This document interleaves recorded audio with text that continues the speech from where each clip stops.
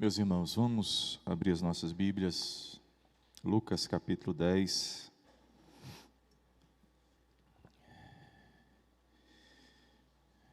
Lucas capítulo 10.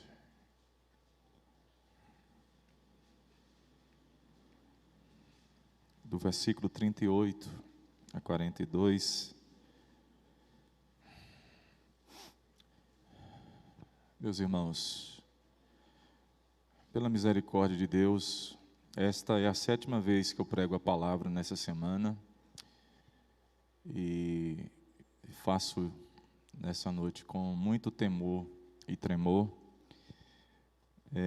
Estou evidenciando, me dirigindo à igreja dessa forma, irmãos, porque às vezes a gente fica invisível durante a semana e talvez haja uma conclusão precipitada da tarefa, do ofício, mas eu continuo pedindo aos irmãos que orem pela nossa vida, orem pelas congregações. Estivemos visitando algumas das congregações essa semana, graças a Deus o Senhor tem abençoado o seu povo ali, então tem sido um tempo muito abençoado e Deus tem abençoado as nossas vidas. Orem pela nossa saúde, orem pela minha família e tem sido assim um tempo muito bom aqui com a igreja. Eu não estou externando isso para meus irmãos reclamar, pelo contrário, estou aqui para contar com a sua oração, pedir que você continue orando, intercedendo pela a nossa vida, tá bom? Então, o texto de Lucas capítulo 10, de 38 a 42, como nós veremos, irmãos, essa é a tarefa principal da igreja, é a parte principal da igreja. Nós temos departamentos, nós temos muitas coisas, mas como nós vamos ver, a tarefa primordial, principal da igreja é a pregação da palavra. Por favor, Lucas 10, de 38 a 42, diz assim a palavra de Deus: Indo eles de caminho, entrou Jesus num povoado, e certa mulher chamada Marta hospedou-o na sua casa. Tinha ela uma irmã chamada Maria, e esta quedava-se assentada aos pés do Senhor, a ouvir-lhe os ensinamentos.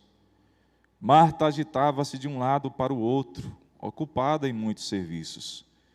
Então se aproximou de Jesus e disse: Senhor, não te importas de que minha irmã tenha deixado que eu fique a servir sozinha? Ordena-lhe, pois, que venha ajudar-me.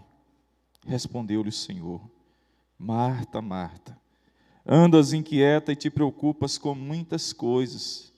Entretanto, pouco é necessário, ou mesmo uma só coisa. Maria, pois, escolheu a boa parte, e esta não lhe será tirada. Palavra do Senhor para nós nessa noite. Vamos orar ao Senhor nesse momento, vamos falar com o Senhor, crendo, irmãos, na suficiência das Escrituras, crendo que Deus fala à igreja. Eu convido você a interceder nesse sentido agora, pedindo a Deus que fale ao seu coração. Deus, nós te exaltamos pela tua palavra, e nesse momento também nós quedamos aos teus pés, para ouvir a tua voz, Senhor. Os ensinamentos, a nossa boa parte, ó Deus. Nesse momento abençoa a igreja, abençoa este ministério, ó Deus, que foi aqui colocado, ó Deus, por tua vontade. Que pela obra da providência, esta porta, Deus, continua aberta. E neste momento nós te pedimos, em nome de Jesus, a graça, ó Deus, de ouvir a tua voz por meio da palavra. Ela é suficiente para nós. Ela é o alimento da nossa alma. E por ela nós somos guiados, ó Deus, até a tua vontade. Por isso nós oramos assim, em nome de Jesus. Amém. Queridos irmãos, Alguém colocou a seguinte frase: o homem moderno adora o seu trabalho, trabalha no seu divertimento e brinca na adoração. Eu acredito que, meus irmãos, isso tem tudo a ver com a realidade do homem moderno. Nós poderíamos pensar de muitas coisas, ou em muitas coisas nessa noite, como frieza, como letargia, como superficialidade, como elementos que têm atrapalhado a caminhada da igreja, principalmente neste tempo. Eu não sei como está o seu coração agora, eu não sei como está a sua alma, a sua vida, de que forma você adentrou nesta noite. Mas é fato, meus irmãos, que nós precisamos amar a Deus acima de todas as coisas. Eu não sei se você tem vivido dessa forma ou buscado isso, mas o nosso propósito aqui, a lei maior, é que nós amemos ao Senhor acima de todas as coisas. O propósito de Lucas, meus irmãos, do Evangelho de Lucas, é fornecer de forma precisa um registro, e também ele faz isso de forma ordenada, onde ele vai falar das verdades centrais da fé cristã, onde ele vai, meus irmãos, conduzir os seus leitores até o Evangelho de Cristo, para que essas pessoas conheçam a Cristo. Então Lucas, diferente de outros escritores, Lucas ele tem essa intenção de ordenar, ele tem, meus irmãos, essa intenção de colocar tudo com precisão, de forma que as pessoas pudessem compreender da melhor forma possível a mensagem cristã. Se os irmãos olharem, por favor, para o contexto dessa narrativa, os irmãos verão que nós temos aqui, meus irmãos, da parte de Lucas, exatamente uma questão. Lucas está respondendo à questão que está sendo levantada lá no versículo 25. Se os irmãos olharem, Lucas capítulo 10, a partir do versículo 25, nós temos alguém levantando a seguinte pergunta para Jesus: que farei para herdar a vida eterna? O finalzinho do versículo 25. Os irmãos podem ver isso. E aí Jesus pergunta para essa pessoa como ela interpreta a lei. No versículo 27, ela responde: amarás o Senhor teu Deus de todo o teu coração, de toda a tua alma, de todas as tuas forças e de todo o teu entendimento. Mas ele não para, ele continua e diz: e amarás o teu próximo como a ti mesmo. Em seguida, se os irmãos olharem, os irmãos verão que nós temos a parábola do bom samaritano. E a parábola do bom samaritano aqui é uma resposta, meus irmãos, que Lucas dá, que Lucas coloca para mostrar o que é amor ao próximo, como é que nós amamos o nosso próximo. Está muito claro, os irmãos podem ver na parábola aí, quando Jesus, ele continua neste mesmo capítulo aí, falando do bom samaritano.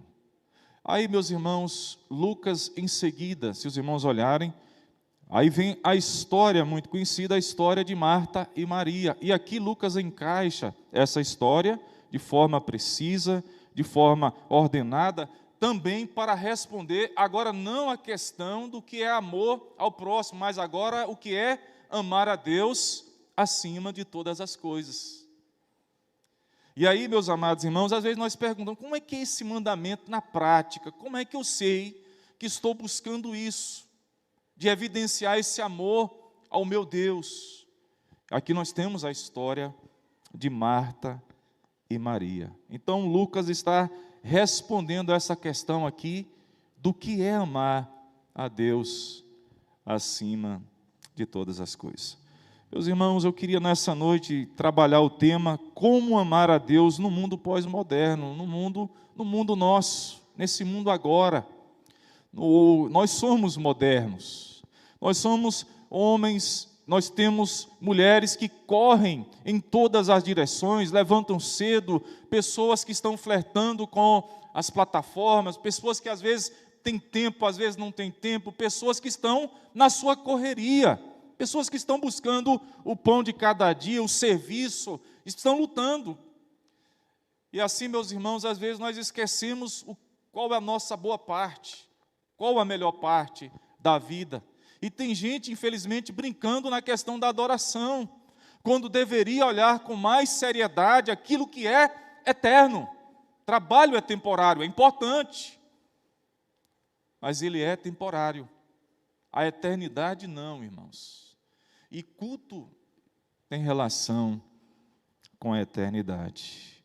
Eu queria trazer, então, no texto aqui, algumas lições para nós pensarmos nessa noite, a partir, meus irmãos, desse tema, como amar a Deus no mundo pós-moderno, no mundo dessa cultura, no mundo que luta contra Deus, no mundo que grita na praça, Deus está morto.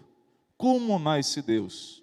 Que nós sabemos que Ele não está morto, nós sabemos que Ele está presente aqui hoje, nós sabemos, irmãos, e nós temos experimentado da presença de Deus, a esperança da sua presença é algo que está em nós. Nós temos ouvido a voz do Senhor. A primeira lição que eu queria nessa noite trazer para a igreja é que nós amamos a Deus acima de todas as coisas. Em primeiro lugar, irmãos, quando no ordinário o eterno ele é centralizado. Quando eu falo de ordinário aqui, eu falo da vida comum, do dia a dia, meus irmãos. Por favor, vejam o versículo 38 aí. O texto diz assim: indo eles de caminho, vejam, entrou Jesus num povoado e certa mulher chamada Marta hospedou na sua casa. Nós estamos vendo aqui o mundo de Marta e Maria sendo visitado pela pessoa mais importante que pisou nesse mundo, Jesus. E por sinal, os irmãos podem ver aí que Jesus entrou na casa de Marta. Está Jesus na casa de Marta. Se os irmãos olharem para Lucas capítulo 9, versículo 52, os irmãos verão que era comum Jesus avisar da visita. Ele não chega ali de supetão. Havia um aviso prévio. Está certo, meus irmãos, que havia o aviso aqui, mas parece que Marta esquece do aviso. E lá está Marta, na sua vida, na sua luta. E o mundo então de Marta e Maria foi visitado pelo Filho de Deus. Eu queria observar com os irmãos algumas verdades que Maria entende aqui no texto, no ordinário, no mundo dela. Porque se os irmãos olharem, Maria para. Maria deixa de fazer o que ela estava fazendo para estar aos pés do Senhor, conforme a palavra registra. Eu queria então observar com os irmãos algumas verdades aqui. A primeira dela é que Maria entende que Deus está no nosso meio. Por favor, vejam. Ela tem esse entendimento. O versículo 39 diz: tinha ela uma irmã chamada Maria, e esta quedava-se assentada aos pés do Senhor, a ouvir-lhe os ensinamentos. O mundo de Maria parou. Ela tem essa percepção do eterno. Ela consegue entender o que Marta não entendeu até então. Deus está no nosso meio. E uma vez que ela tem esse entendimento, irmãos, aí vem a segunda verdade. Para ela, uma vez que Deus está no nosso meio, ela entende que Deus então é o centro. E o que é que Maria faz aqui? O texto diz que ela estava quedada aos pés do Senhor. E a ideia aqui, meus irmãos, é de contemplação. Ela parou. E ela está ouvindo a palavra de Deus. Queridos irmãos, não é isso? Quando você tem uma grande oportunidade, o que é que você faz com essa grande oportunidade? Você desperdiça? Maria não desperdiçou. Maria entende, Deus está no nosso meio, e uma vez que Deus está no nosso meio, Ele é o centro. O centro não é o homem, o centro não é, meus irmãos, os elementos, o centro não é o serviço, ainda que importante. O centro é Deus. O centro não é a nossa agenda, os elementos, o Senhor, Ele que é o centro. Não é o pregador, não é o líder, o Senhor é o centro. E lá estava Maria, entendendo isso, irmãos. Deus, Ele é o centro. E com isso, queridos irmãos, temos aí a terceira verdade no entendimento de Maria, é que Deus deve ser reverenciado. Se Deus está no nosso meio, Ele é o centro, o que eu vou fazer com isso? Qual a minha resposta? Reverência. Por favor, vejam, irmãos, que o texto diz que lá estava ela, e esta quedava-se assentada aos pés do Senhor, a ouvir-lhe os ensinamentos. O verbo ouvir aqui no original sugere uma audição contínua da parte dela. Ela estava lá mesmo. Sabe aquele negócio que parece que você está no lugar, está ali, mas está longe, perdeu o foco, está aéreo? Não é o caso de Maria aqui. Talvez em algum momento aí você pensou em alguma coisa lá fora. Maria não. Maria não tem isso aqui no texto. Ela está, irmãos, absorvendo tudo do ensinamento do Senhor, dos lábios preciosos do nosso Senhor, conforme os irmãos podem ver o Salmo 45, a beleza do Salmo 45, dos seus lábios extravasou a graça. E o que ela fazia com isso, irmãos? Ela pegava, ela ouvia atentamente. Aqui nós temos uma atitude reverente para com o Senhor. Amamos a Deus, irmãos, quando no ordinário, o nosso Deus, Ele é centralizado, Ele é o centro. Por isso que o profeta, no Salmo 115, diz assim: olha, não a nós, Senhor, não a nós, mas ao Teu nome dá glória. Sabe, irmãos, nós estamos vivendo um tempo, esse tempo moderno, onde o homem flerta com tantas filosofias, e uma delas é que é como se nós fôssemos o centro, como se o mundo girasse em torno de nós. Onde? Nós somos pó, nós somos fracos. E Maria, ela entende isso, e ela ouve atentamente a palavra de Deus. A segunda verdade ou lição que eu queria trazer nessa noite para a igreja é que amamos a Deus, em segundo lugar, quando no ordinário o ego é transformado. Presta atenção aqui, por favor. Enquanto uma está contemplando o Senhor, a outra estava aérea, ansiosa, ocupada, inquieta. O que está acontecendo aqui, por favor, com Marta? Vejam o versículo 40. Irmãos, o texto diz: Marta agitava-se, presta atenção, Marta agitava-se de um lado para outro, ocupada em muitos serviços. Então se aproximou de Jesus e disse: Senhor, não te importa de que minha irmã tenha deixado que eu fique a servir sozinha? Ordena-lhe, pois, que venha ajudar-me. A história sugere aqui, meus irmãos, 4 verdades sobre a condição natural do ego humano. O problema da igreja é o ego, o nosso problema. O problema do pastor é o ego, o problema do presbítero é o ego, o problema do ministério é o ego. E o nosso ego precisa ser transformado pelo Senhor Jesus, trabalhado por Jesus. Às vezes nós transferimos, irmãos, a nossa responsabilidade e falamos assim: o problema é o outro, o problema é a outra pessoa, o problema é o meu marido, o problema é a minha esposa, o problema é a liderança da igreja, quando na realidade o problema ele é pessoal, e aí nós transferimos.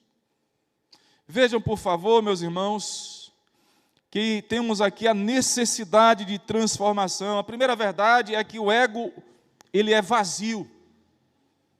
Ele é vazio. O texto diz que Marta agitava-se de um lado para outro, ocupada em muitos serviços. A palavra agitada no texto aí significa distraída, ser arrastada. Por quê, irmãos?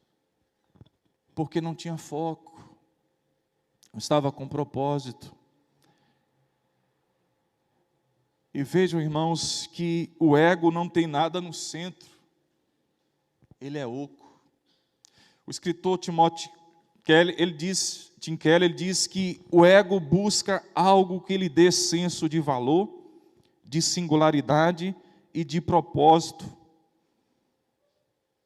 Aqui está, meus irmãos, uma história que mostra para nós na prática esse problema do ser humano, o ego. O nosso ego, ele é naturalmente vazio. A segunda verdade é que o ego, ele é incrivelmente atarefado. Vejam, por favor, meus irmãos, uma vez que ele é vazio, o que ele vai fazer? O texto diz que ela estava ocupada em muitos serviços. Jesus repreende Marta, nós vamos ver isso em seguida. Ele diz que ela estava inquieta e preocupada. O ego faz de tudo para ser notado, vive ocupado, tentando preencher o vazio. Ele é incansável, ele é atarefado. Se você não buscar no Senhor, no Evangelho da paz, a transformação para a sua alma, você vai viver o resto da sua vida atarefado, buscando a glória, buscando colocar o seu nome no centro, buscando elogio, buscando muita coisa, menos a presença de Deus, menos a glória de Deus. O nosso problema é o nosso ego, mais uma vez. Ele tenta duas coisas, meus irmãos, nessa tarefa: comparação e vanglória. Preencher o vazio dessa forma, se comparar, se vangloriar. E nós não somos o centro. E o curioso, irmãos, que nessa tarefa aqui ele busca tudo. Estou falando do ego natural. Mas ele não quer Deus. Ele não admite centralizar Deus. Ele não admite priorizar Deus. Terceira verdade, o ego humano é super inflado. E ele é dolorido.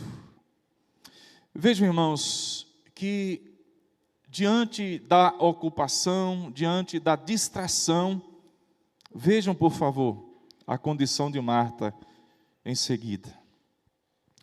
O versículo 40, como se não bastasse a agitação, como se não bastasse a ocupação dela, por favor, vejam. O que você faz quando tem na sua casa uma visita ilustre? O que você faz? O comum não é dar atenção? Uma vez, irmãos, que Jesus estava lá, o mestre, ela poderia pensar assim: mas tudo bem, eu não posso estar aqui, eu estou atrasada no serviço. Maria está cumprindo muito bem essa função aí, de anfitriã, de receber bem. Receber bem, não é? Receber bem as pessoas. Quem é que não gosta de receber bem as pessoas?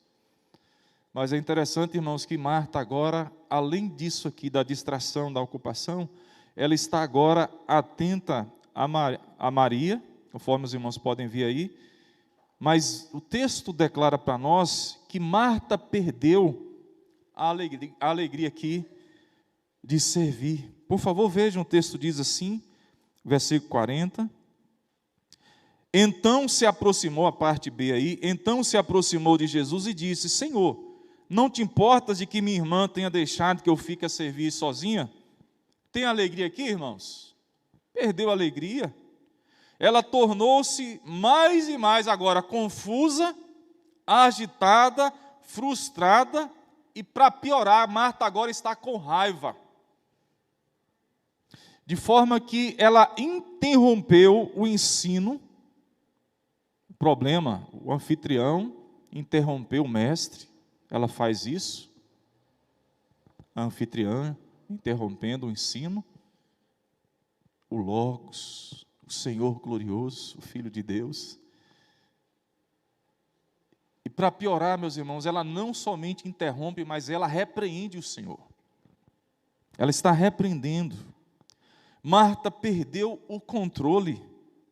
Ela está dizendo: Senhor, não te importas? Meus irmãos, o ego vive chamando a atenção para si. E aqui é importante nós frisarmos isso aqui, meus irmãos, ela está reclamando de alguma coisa do seu sentimento. Ela está olhando para a sua irmã e ela está se sentindo prejudicada com a adoração, com a contemplação de Maria. Por quê, irmãos? Porque o ego humano, ele é dolorido. Ele é vazio, ele é atarefado e ele é dolorido. Por isso, ele é sentimental. Qualquer coisinha, a pessoa faz a cara. Qualquer coisinha, a pessoa deixa de conversar com a outra. Qualquer coisinha, a pessoa cresce o bico, fica chateada, não fala, corta o relacionamento, mata o outro, por causa que o ego é dolorido. Ele dói. Quarto lugar, o ego também é frágil. Vejam, irmãos, no versículo 41, que o Senhor está repreendendo a atitude de Marta aqui. Marta, Marta, andas inquieta e te preocupas com muitas coisas. O ego nunca fica satisfeito. Ele engana e não produz frutos espirituais. Não há produção para o egocêntrico. Ele não produz nada espiritualmente. Ele vive no auto-engano. Então, nessa noite, se de fato você quer sair daqui e declarando para si mesmo assim: Senhor, eu quero te amar. Eu quero aproveitar a minha vida aqui, te amar acima de todas as coisas. Eu quero viver para a tua glória, eu quero viver com um propósito. Eu não quero, Senhor, que o meu nome seja conhecido, eu não quero viver para mim mesmo. Quero viver para o Senhor. Eu quero gastar os meus dias para o Senhor. Eu quero te servir, Senhor. E fazer isto com alegria. Meus irmãos, o ego, ele é frágil. E Marta está dizendo ao Senhor o seguinte, que sua vontade e o seu plano eram mais importantes do que o plano de Deus. A nossa guerra, ela é com o nosso ego. Nós precisamos descentralizar o nosso ego. Deus deve ser o centro. E como é que nós fazemos isto, irmãos? Santificando a nossa vida pela palavra. Não brincando com esse negócio de ego. não brincando com esse negócio de egoísmo, não brincando com a nossa natureza pecaminosa. Nós não podemos brincar com a adoração. Finalmente, amamos a Deus acima de todas as coisas. Em terceiro lugar, quando no ordinário, o eterno, ele é priorizado. Vejam, irmãos, que o Senhor então, ele chega, versículo 41, respondeu-lhe o Senhor: Marta, Marta, andas inquieta e te preocupas com muitas coisas. O que o texto nos mostra aqui? Em primeiro lugar, o texto mostra a fragilidade do amor de Marta. E o Senhor confronta. Querido irmão, Deus ele não passa a mão na nossa vida egocêntrica, no nosso egoísmo, na construção do nosso reino. Na realidade, o Senhor ele vem para repreender qualquer forma de idolatria, queridos. Quando o Senhor, então, ele usa essa expressão, Marta, Marta, aqui nós temos, irmãos, o Senhor está revelando uma marcante desaprovação. O Senhor desaprova aquela pessoa que quer colocar a sua vontade acima da vontade de Deus. Aquela pessoa que não quer mais ouvir a voz do Senhor, não quer parar. O Senhor desaprova. O texto também nos mostra, meus irmãos, que a ansiedade de Marta ela é combatida. O Senhor diz, olha, o texto diz, andas inquieta e te preocupas com muitas coisas. A palavra aí, inquieta no texto aí, meus irmãos, dá a ideia de dividido em partes, desmoronar. Olha o problema da ansiedade, da inquietação humana. A pessoa vive como se fosse uma pessoa dividida. Ela não tem foco. Ela não consegue centralizar as coisas. E o Senhor está repreendendo a atitude aqui de Marta. O sentimento de Marta, de ansiedade. Irmãos, a ansiedade está se tornando alguma coisa comum, um elemento comum na vida das pessoas. E uma das razões, eu não estou explicando todas, uma das é exatamente quando nós deixamos de buscar Deus em primeiro lugar. Os irmãos lembram? Buscai, pois, em primeiro lugar o seu reino e a sua justiça, e as demais coisas vos serão acrescentadas. Todos nós corremos, todos nós temos planos, todos nós, irmãos, buscamos, todos nós esforçamos. Mas a diferença está naquele que coloca Deus em primeiro lugar na sua vida. Este experimenta uma vida diferente. O Senhor fala também que ela estava muito preocupada, e a palavra preocupar aqui, meus irmãos, fala para nós de uma revolta barulhenta, de um tumulto, de uma perturbação que estava no coração de Marta.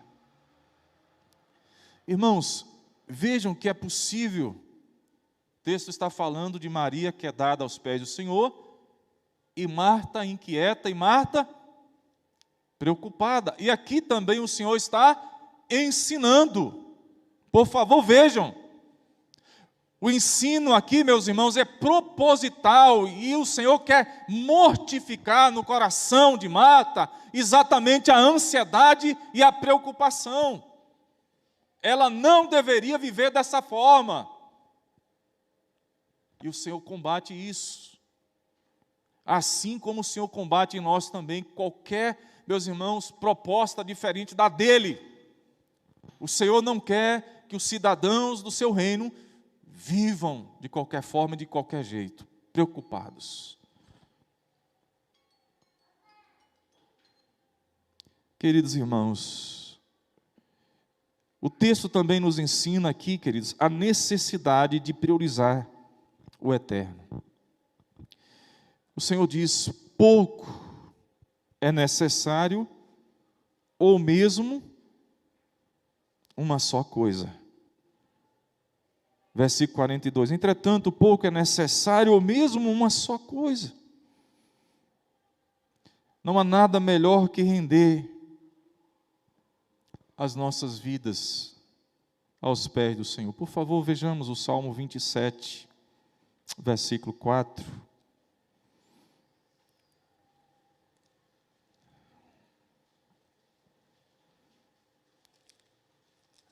Davi nos ajuda, queridos, nesse salmo,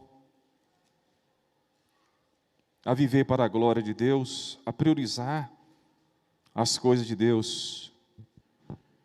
Salmo 27, versículo 4, ele diz assim: uma coisa peço ao Senhor e a buscarei, que eu possa morar na casa do Senhor todos os dias da minha vida, para contemplar a beleza do Senhor e meditar no seu templo. Uma coisa peço ao Senhor. Davi está priorizando Deus. Deus deve ser, meus irmãos, priorizado pela sua igreja agora, neste tempo pós-moderno. Quando nós deixamos de priorizar, nós perdemos. Aí vem a frieza, aí vem a letargia, aí vem a superficialidade e tantas coisas. Mas o texto também nos ensina, queridos irmãos, que a virtude do amor, ela será recompensada. Por favor, o versículo 42, já estou encerrando. O Senhor diz assim: entretanto, pouco é necessário, ou mesmo uma só coisa. Maria, pois, escolheu a boa parte, e esta não lhe será tirada. O termo aí, meus irmãos, a palavra boa parte aí, ou a frase, dá a ideia, meus irmãos, o que é melhor. Literalmente, o que é melhor. E aqui, meus irmãos, mostra para nós que a prioridade suprema para os crentes é ouvir a palavra de Deus revelada. Nenhuma disciplina espiritual é mais importante do que a palavra de Deus. Salmo 19, o Salmo 119, todinho, mostra isso para nós. A palavra. A melhor parte do cristão, aquilo que está reservado de melhor para o cristão nesse mundo é a palavra, o estudo da palavra, ouvir a palavra de Deus, buscar a palavra de Deus, buscar entender a palavra de Deus, priorizar a palavra. E Maria entendeu isso, irmãos. Queridos irmãos, na Bíblia nós aprendemos os caminhos e a vontade do Senhor. Encontramos nas Escrituras como viver de uma forma que é agradável a Deus. A pessoa que não lê a Bíblia, como é que ela vai entender a vontade de Deus? Como ela vai mortificar o egocentrismo, a sua natureza pecaminosa, as ações dessa natureza, se não pela palavra? Como ela vai viver uma vida que agrada a Deus sem a palavra? Como ela vai ser guiada nesse mundo sem a palavra? Eu queria perguntar a você nessa noite, se tirar a palavra da sua vida, vai fazer falta? Ou você entra segunda, terça, quarta, quinta, sexta, sábado, domingo sem a palavra? A melhor parte da igreja, meus irmãos, é a palavra. E aqui, meus irmãos, o Senhor nos ensina exatamente a valorizar a palavra de Deus. Maria estava quedada aos pés do Senhor, ouvindo os ensinamentos. Vejam, os ensinamentos. Os ensinamentos. Irmãos, nos períodos de avivamento, a igreja do Senhor, ela busca a palavra. Ela tem sede da palavra. Ela quer a palavra. Ela quer conhecer a palavra de Deus. E nesse sentido, irmãos, Deuteronômio capítulo 8, versículo 3, por favor. Já estou chegando ao final.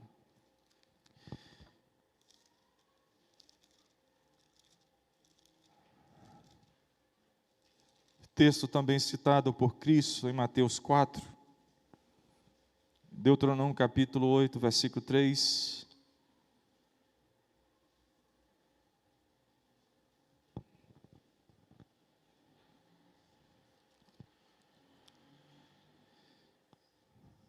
Assim diz a palavra de Deus: Ele te humilhou e te deixou ter fome e te sustentou com maná, que tu não conhecias, nem teus pais o conheciam, para te dar a entender que não só de pão viverá o homem, mas de tudo que procede da boca do Senhor viverá o homem. A palavra de Deus, irmãos, a palavra. Estudemos a palavra, leiamos a palavra, coloquemos a palavra no local na nossa casa para nós não esquecermos da palavra, de viver a palavra, de amar a palavra, de estudar a palavra, de compartilhar a palavra para a glória de Deus. Se nós queremos, irmãos, manifestar amor a Deus nesse mundo moderno, nós temos que amar a palavra de Deus. A palavra. Pega o livro, leia o livro, ame o livro, os ensinamentos. Marta, queridos irmãos, aprendeu a lição. Se os irmãos olharem, por favor, para João capítulo 11, versículo 27.